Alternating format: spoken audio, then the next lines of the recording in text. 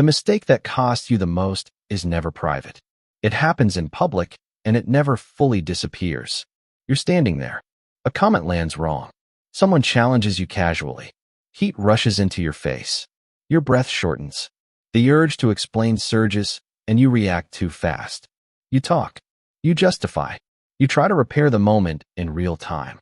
What you don't realize is that the crowd isn't listening to your words. They're recording your composure. Public behavior becomes a permanent data point in the hierarchy. One emotional reaction can outweigh months of quiet competence. This is the rule Machiavelli understood. In public, control is reputation. Lose it once, and people update how they treat you without telling you. If you can't handle that truth, leave now, because once you see this, public situations will never feel neutral again afterward. Public environments compress judgment. When people are watched, their brains shift into ranking mode. Every gesture is scanned, every reaction compared, because hierarchy must be established quickly. In private, nuance survives. In public, shortcuts dominate. You are sorted fast and remembered simply. This is why intentions don't matter. Groups don't archive what you meant. They archive what broke the pattern. A raised voice, a defensive laugh, a rushed explanation. Violations burn brighter than competence because they signal instability. And instability is dangerous to group order. Public emotion is read as loss of control, not because emotion is wrong, but because control is currency. When pressure arrives and you leak frustration, anxiety, or urgency, observers subconsciously downgrade you. They don't hate you. They just stop deferring. Respect evaporates quietly. This creates the fatal split between observers and performers. Performers try to manage perception in real time. They speak more, move faster, overcorrect. Observers do the opposite. They slow down. They let moments pass without commentary. Silence gives them altitude. Once you understand this, a mental shift occurs. You stop treating public situations as chances to express yourself. You treat them as environments to be read. You realize that being seen reacting is more costly than being seen silent.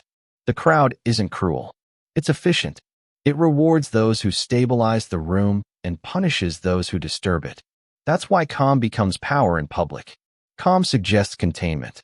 Containment suggests authority. Most men fail here because they think clarity earns respect. In public, restraint does. The respected man looks untouched by the moment. The exposed performer looks consumed by it. Once this mechanism locks in, you stop asking how to recover from public mistakes. You start preventing them before they happen.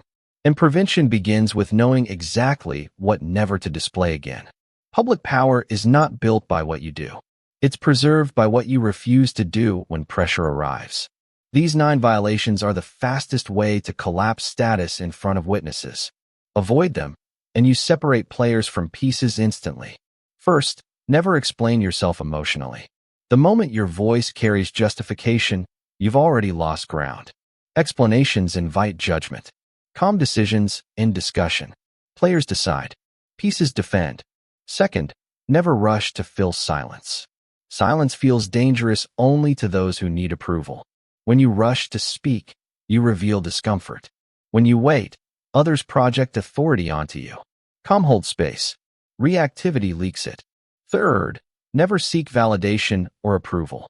Approval seeking flips the hierarchy. The one who seeks is beneath the one who grants.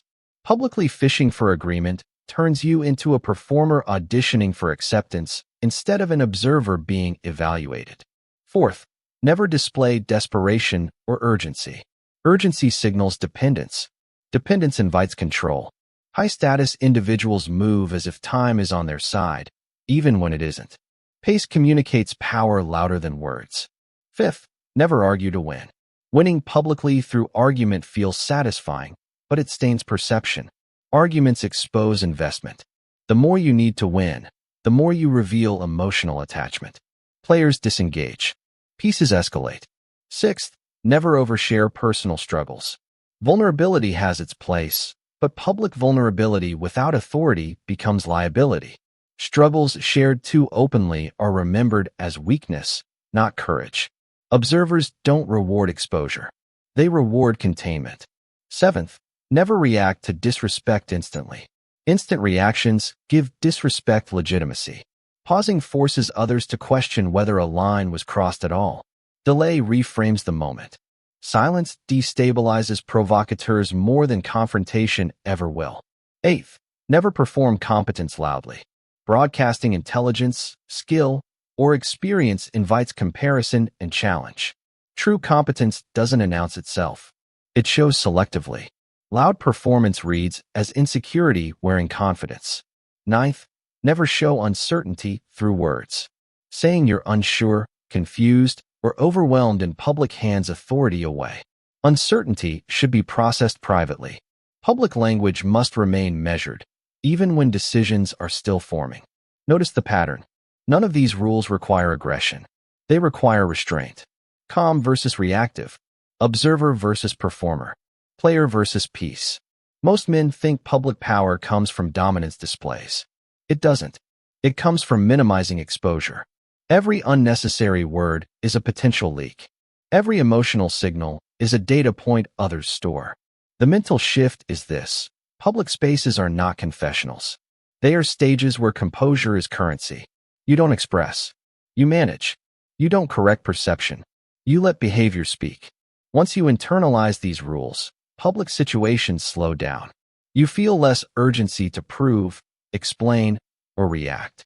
Others begin adjusting around you without being asked. That's the difference between being watched and being weighed. These aren't social tips.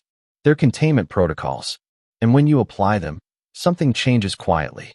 You stop performing for the room, and the room starts orienting around you.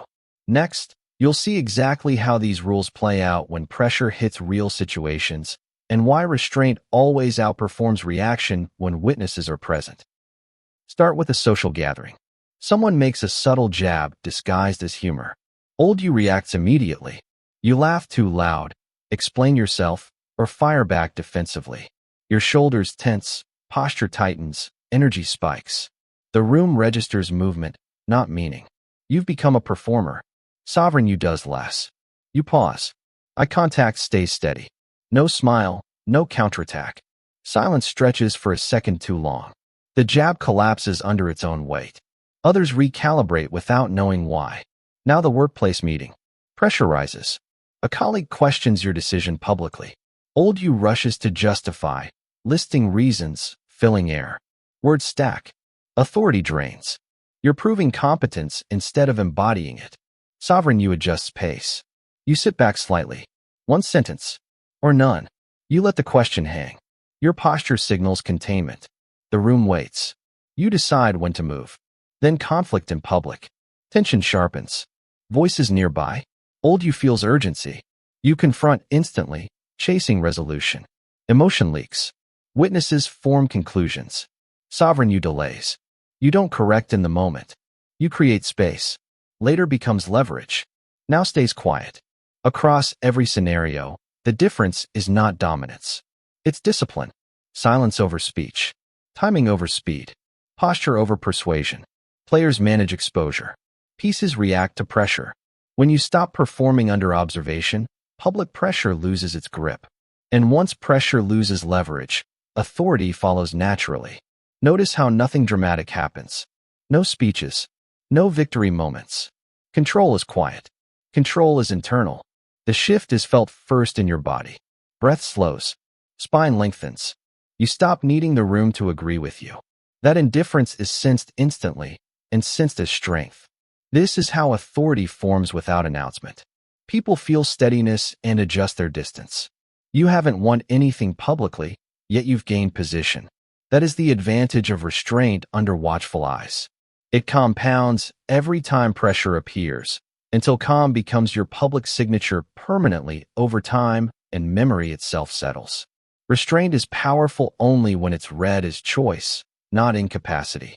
This distinction decides whether silence elevates you or erases you.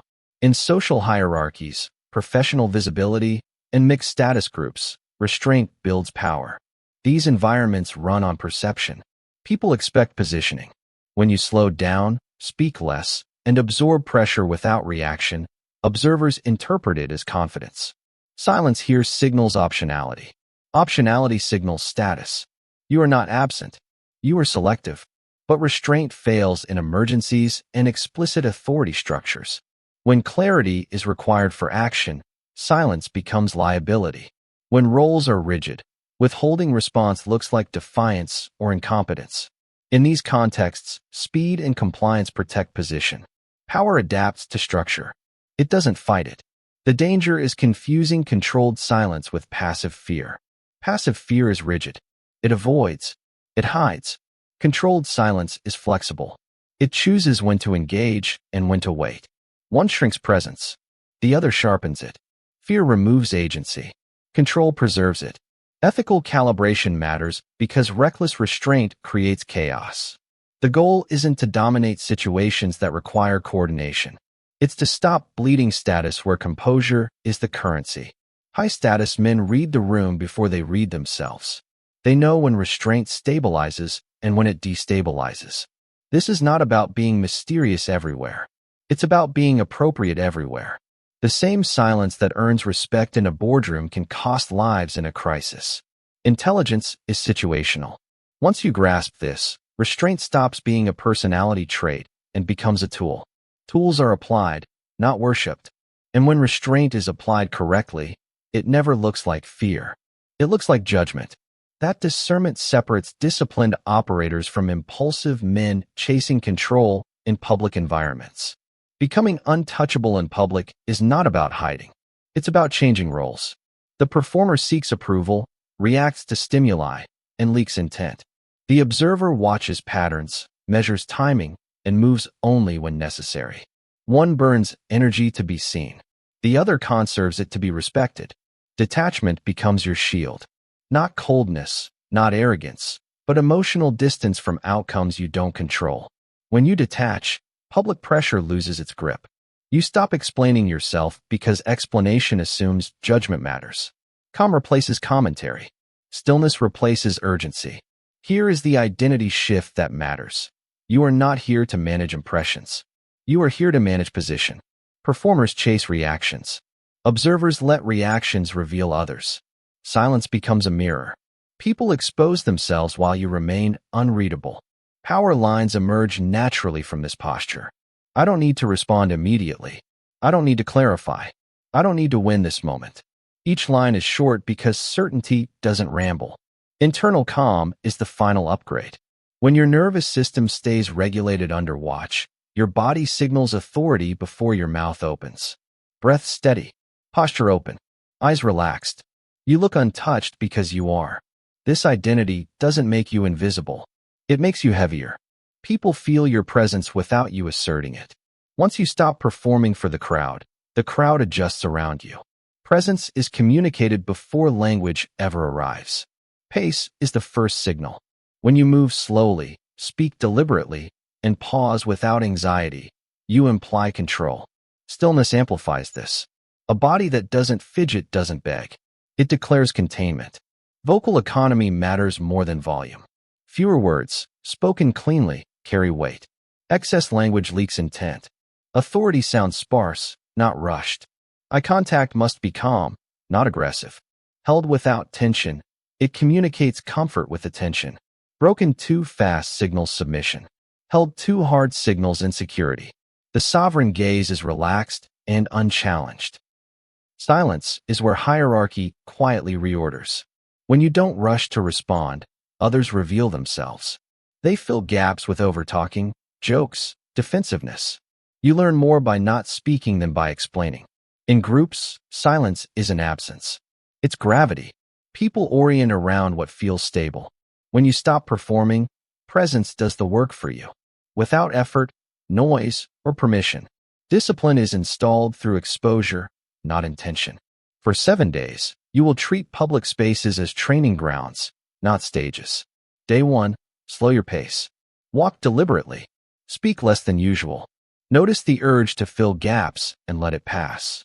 Day 2, remove explanations. Answer questions without stories. Decisions stand without defense. Day 3, delay reactions. When provoked, pause. Breathe. Let the moment move without you chasing it. Day 4, reduce performance. No jokes for approval. No oversharing. Presence over personality. Day 5. Observe hierarchies. Watch who talks most, who interrupts, who seeks attention. You are collecting data. Day 6. Regulate the body. Deep breaths, relaxed jaw, steady posture. Calm is trained physically. Day 7. Integrate. Choose one public moment to say nothing when you normally would. Throughout the test, do not confront or announce change. This discipline rewires pressure until public situations no longer control you completely anymore.